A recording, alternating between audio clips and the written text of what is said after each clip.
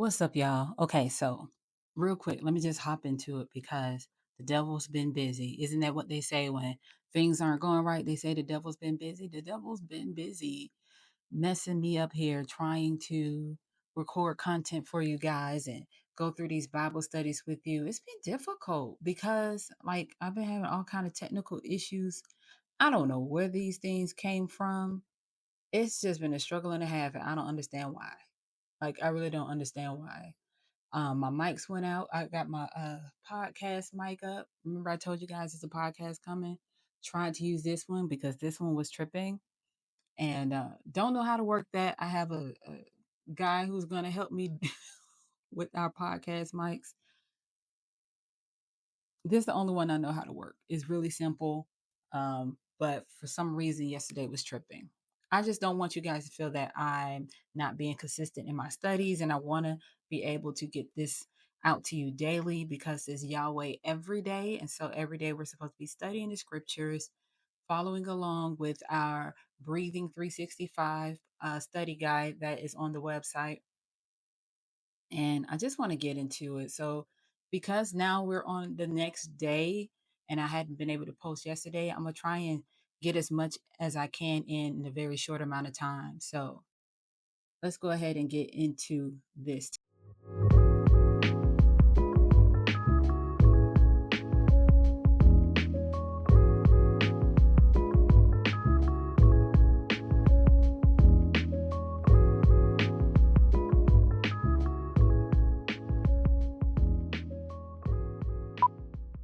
And we're going to be discussing, okay, so what's up, family? It is Yahweh every day where salty people gather. I am Latoya, 27 to 29. So, yeah, 27 to 29. What I got from chapter, and I just, again, stuff been all over the place. I hadn't had time to do much of anything. It's been kind of crazy. I am a one woman show. So all this filming, editing, writing notes, studying, it's all me right now until I'm able to get hair and makeup team. See, I don't even have my hair and makeup done. I really just, I've been going through, but I'm a fighter, right? I'm a push through. I'm not gonna let Satan, discourage me or try and set me back. He set me back far enough, but enough about that. I'm just doing what I came to do. Y'all didn't come here for me anyway. Preferably, you came here to get the word. So let's get into the word. Chapter 27. Chapter 27, verse 1. Now, Isaac loved Esau because he ate of his game, but Rebekah loved Jacob. So already we see in favoritism here. And with favoritism, I feel that when family members start to show that they favor one child over the other, it causes a competitive energy. It causes discourse. It's very divisive. And everyone is special in their own way. Everyone brings something unique to the table. And so I feel that you should highlight each child's greatness, make them feel special and important. And the fact that we starting to see parents choosing which child is their favorite for whatever reason. And again, if you remember my last video, I gave my brief testimony of my relationship with my sister and just seeing how my family favored her. And for a long time, it caused me not to like her. I didn't start to like my younger sister until we were in middle school, high school, when I really got to know her. And it took me a while to get to know her because I resented her based off how people treated her versus how they treated me. And so I never really took the time as a kid to get to know my own sister because I just looked at her a certain way. But once I really got to know my sister, man, she is the sweetest, most funniest, hilarious, sensitive, but gangster little girl I have ever, no, not little girl, she's a woman now, grown woman I have ever met. She's like my sister, but like my auntie at the same time. She's so funny. But I had to grow into that. But I felt some kind of way again based off how other people treated us and not necessarily how she may have treated me. Now, being sister, she was annoying and she still have those moments, but overall, she's good in my book. But we start to see how the parents here, Isaac and Rebecca, choosing sides, how that ends up playing out later on into the scriptures. Um, so inheriting genetics, inheriting not just looks, but skills, personality traits, right? I started to notice that Jacob was very similar to his mother Rebecca in the sense that they both are very cunning and very sly. We read how Jacob um, took all of the took Esau's birthright, right, over some stew, right? But Esau was hungry. Clearly, Jacob could cook. He was willing enough to sell his birthright to his brother for some stew.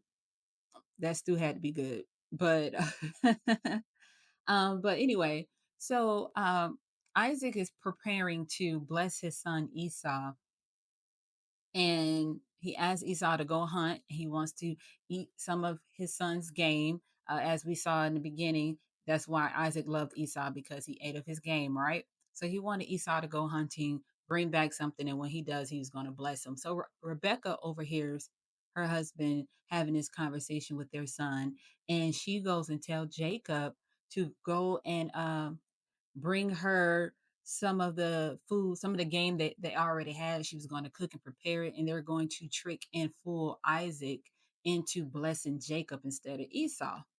Um, verse 9 in chapter 27 says, "Go now to the flock and bring me two good young goats so that I may prepare for them delicious food for your father, such as he loves." So now we're also seeing that uh, Rebecca could cook. So Jacob got it from his mama. She's going to prepare a meal to fool her husband, just like Jacob prepared a meal for Esau and fooled him in that way as well into obtaining his birthright. So we're starting to see a trait of inheriting skills, cooking skills, and trait characteristics of being manipulative and deceptive, right? And so it makes me think about the things that I inherited from my family, from my parents, personally, from my father, good and bad. Because, okay, going back to Jacob and Rebecca, good thing, skills, right? He know how to cook. Bad thing, they're manipulative. So, we both inherit good and bad things from our parents. From my father, I inherited his temper. I have a short temper. I easily get upset, but I'm working on it. I just, and I saw that I passed that down to my youngest son. He has a temper. We're working through that as well. But the good thing that I inherited from my father, as far as skills, is my creative abilities. I love to paint. I love to draw. I love to sing. And my father does the same thing. He is a writer. I love to write. You can see some of my writings on Yahweh Every Day under a dash of salt. That's my blog, so you can see my writing skills there and the things that I talk about there, and some things that I got from my mother. Um, what I view as a negative and have viewed as a negative for a while is just the need to have companionship. For some of you guys, that may not seem like a weakness, but for me, it was. And but the great thing that I gathered from my mom is just her heart. She is one of the most sweetest women I know, and I know she got that from her mom because my grandma is sweetest sweet potato pie, and so my mom is very likable and lovable. And I would like to think that I'm a likable person. And I pass that down to my daughter because she's such a sweet and amazing young woman. The other thing I inherited from my mom is um, I feel like she has this little she's funny. She's funny in a way that can appear messy. Okay. And she got that from her mom. And I'm that way, and my daughter's that way. I'll give you an example. I remember one time my cousin was jumping on my aunt's couch. My aunt had a leather sofa, and I remember my grandma telling my cousin to stop jumping on my aunt's sofa because he's going to mess up her plastic. And my aunt was like, "That is not plastic, that is leather." Just this humor where it's like it's kind of messy, but it's innocent. And my daughter is the same way. Her humor is like Pam off of Martin, right? She's very funny in that way, where it's like she'll make certain comments that may appear mean, but they're really harmless, and it's just funny. So, and I'm the same way. You'll probably notice it if you know me, then you'll know that sometimes I'll just say things. I'll say what comes to mind, and a lot of times it might come off me, but it does, incite a laugh. And so I just love laughter. I love to make people laugh. I love to laugh. And so I inherited that from my mom. But so we see that, getting back to the story, that is what Jacob and Rebecca have in common. And I kind of want to know if you have inherited a lot of things from your family besides your parents. I'm sure you may look a lot like your father or your mother, but what other skills or personality and characteristics do you see that you may have adopted from your parents, whether it's something that you appreciate or something that you wish you never did take on? Maybe it's something like you would say, I would never do the things that my mom and dad did, and then you grew up and you end up doing the same exact thing. So share those things in the comment, man, because DNA is funny in that way. Oh man, the things we get from our parents, boy, I tell you. Let's go ahead and move forward into chapter 28. So in chapter 28, verse 1, it says, Isaac called Jacob and blessed him and said to him, you should not marry one of the Canaanite women. So just to give a recap of what we're getting into here, Jacob tricks his brother. Rebecca fools her husband. Esau gets upset about it once he finds out that Isaac actually blessed Jacob and did not have enough blessings for him. And so he vowed to kill his brother, basically. He was so upset, which is basically, I get it. I understand why Esau was angry. I would be upset too. But Esau vows to um kill his brother. And so Rebecca overhears that. Rebecca's nosy. Why she's always listening in on people's conversations. But Rebecca overhears Esau and basically have tell Jacob to go live with her brother, his uncle Laban. And so Isaac knows that Jacob is leaving, and that's why we got this verse here. And it's funny that Isaac's concern is that Jacob doesn't marry a Canaanite woman, again, inheriting certain things. That's the same concern his father had. He did not want him to marry a Canaanite woman, even though they lived in the land of Canaan. So the things we inherit, going forward into verses 8 and 9. So when Esau saw that the Canaanite women did not please Isaac his father, Esau went to Ishmael and took as his wife, besides the wives he had, Mahalath, the daughter of Ishmael. So, like I was saying, the apple doesn't fall far from the tree, because now Laban tricks and fools his own nephew into marrying his daughter Leah. Jacob had his eyes on Rachel. He wanted to marry her. And so they struck up a deal where Laban wanted Jacob to work for his household for 7 years, work for the hand of Rachel. And after 7 years, we see that Jacob um, ended up getting tricked by sleeping with Leah. Leah is the oldest, so he wanted the oldest sister to be married off first. And I don't even understand that. Like, was it that dark in the room that that Jacob didn't know that he was not sleeping with Rachel? Like, how you not know who you're sleeping with? Is it? I wasn't there, but that's what it was, right? When he woke up and saw that it was not Rachel that he slept with, he was so upset. And he went to his uncle and they struck up another agreement. Well, hey, work another 7 years and then you can marry Rachel. And this was such a crazy agreement, but clearly it shows how much he loved and wanted Rachel, where he works another 7 years and then eventually, yes, he marries Rachel. But it just shows again the characteristics of this family. They are just very cunning for their own gain. They are ready to trick and fool anybody for their betterment. and they don't care who they hurt. And that's what you could be family. I can only imagine what they do to strangers if this is what they're doing to their own flesh and blood, like your nephew, like your husband, your son. They don't care. They have they got goals to reach. They have dreams. He just better not be in their way. So that's what I got from reading uh chapters um 27 to 29. And I want to know what you got in your studies.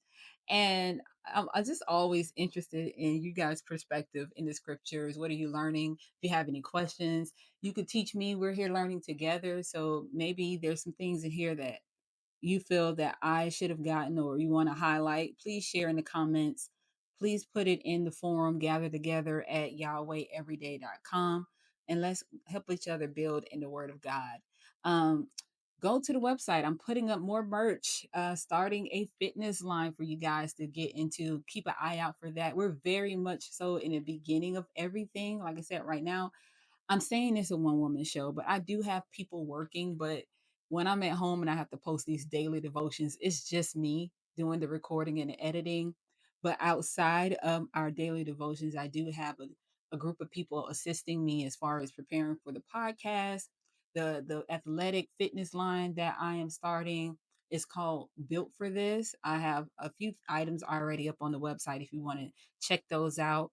We have a fitness playlist of a variety of Christian artists, it's upbeat music. If you want to download that playlist, you can get that playlist off of the Gather Together section of YahwehEveryday.com. It will be posting more music and art. We'll be posting more merch, more videos. The fitness line is helping us to get in shape physically as we're getting in shape spiritually. The idea of Built for This is that in the beginning, during Eden, God created us in his image.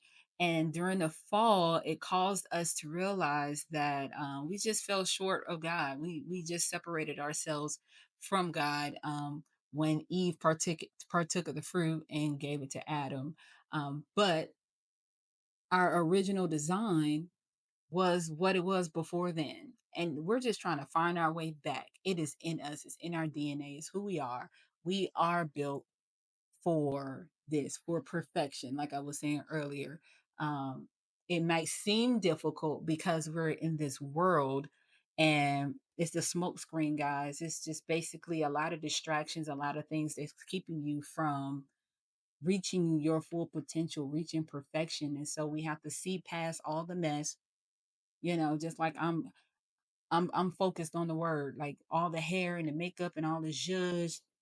I don't have my lights on. I didn't have time for all that. It was just like my mics was getting messed up, the camera was tripping. It was so much chaos yesterday trying to get this video out. And even right now it's not early in the morning like I want to post in the mornings. I'm recording here in the afternoon, but you just have to get past all the distractions, all of the oh, and then the power went out because of the snow here in Atlanta. For some reason, it made the power go out, so the Wi-Fi was out, so I couldn't upload. I did record, couldn't upload that chaos, right? But even in the midst of all the drama that the world throws your way, you have to still be steadfast. You have to push through. And so I'm pushing through all the mess by any means necessary, getting these videos out to you because it's important. It's important to me. And I feel like it should be important to you to become stronger and in God, a stronger Christian, a stronger believer. I'm looking at some of the notes that I wrote down, and I always want to leave you guys with something to take away, some homework, if you will.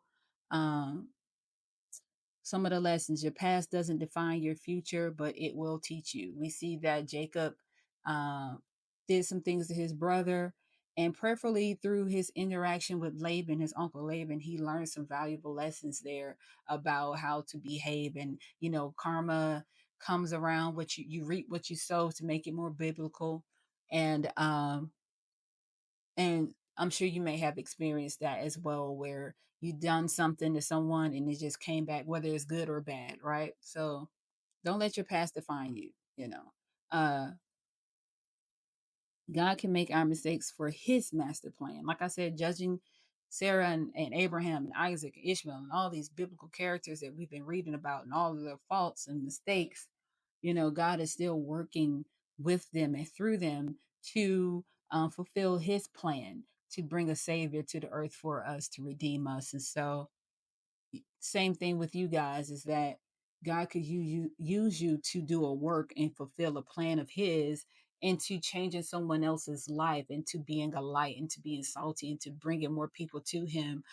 You could be a testimony, your life and your struggles, your journey. um, you might be going through it now, but it's all to build you strong, make you stronger, to build you up, to build your story, your testimony, so that you can be an example and a light to others who are going through something similar, who may feel like their life is at a hopeless spot. I've been there. I've been in a very dark place. I would have never imagined this for myself at that time, because I just never saw the light. It was just felt like darkness all around. If you feel that way, just know that you're not a psychic. You cannot predict the future. You have no idea what God has in store for you. So continue to live, continue to just take it a day at a time, Yahweh every day, and let God work and reveal his plan through your life. You just keep on living, and it'll get better. And last thing, sometimes the greatest blessings come through unexpected challenges. And so, again, God working through our lives, things come up that's unexpected. It's things are out of our hands, out of our control. We spoke about having control over everything in a previous video and how exhausting that could be, trying to how exhausting that can be, trying to put your hands in everything and not allowing God to do what God does. And so we want to make sure that we leave room for those unexpected miracles, those great blessings that come through those challenges. Let God work. Um, so just take a few minutes today, just reflect on your character, who you are. And again, take what you want to keep and get rid of the things that are no longer serving you. You don't have to say, well, this is how I am because that's how my mom is, or that's how my father is, that's how we always been. If it's not lining up with the scripture, then it's time to get it up out of here. Time to get it up out of here. Yeah.